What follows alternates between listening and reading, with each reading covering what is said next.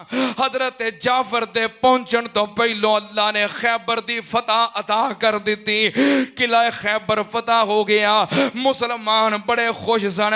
حضرت جعفر رضی اللہ تعالیٰ عنہ جدوں پہنچے، نبی پاک صلی اللہ علیہ وسلم نے ویکھیا آپ دے جسم دے رونگٹے کھڑے ہو گئے، آپ اتنا خوش ہوئے، آپ نے بازو کھول کے حضرت جعفر نو اپنے سینے نہ لگایا، متھا چم دینے، منہ چم دینے، آپ نے فرمایا جعفر مینوں اتنی خوشی ہے میرے کولوں ونڈ نہیں ہو رہی، پتہ نہیں خیبر دے فتح ہون دی خوشی بہتی ہے کہ تیرے ملن دی خوشی زیادہ ہے۔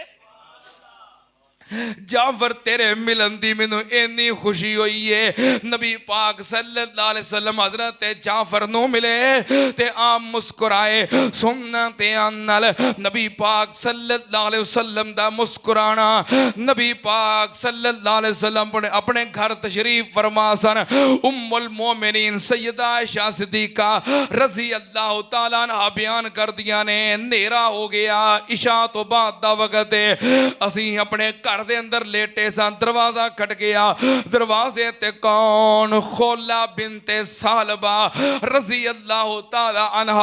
نبی پاک نے پوچھیا خولہ کدھر آئیاں ہو محبوب جی، مسئلہ پوچھنا آئیاں؟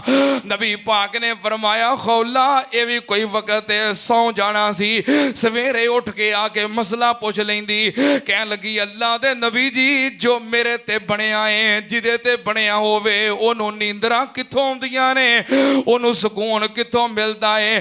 خولہ کی ہویا ہے؟ کہنے لگی اللہ دے نبی جی میرا خامد میرے نہ لڑے آئے تے انہیں لڑ کے کہہ دیتا ہے کہ تو خولہ میرے واسطے انجیں جے میں میری ماں لگنی ہے۔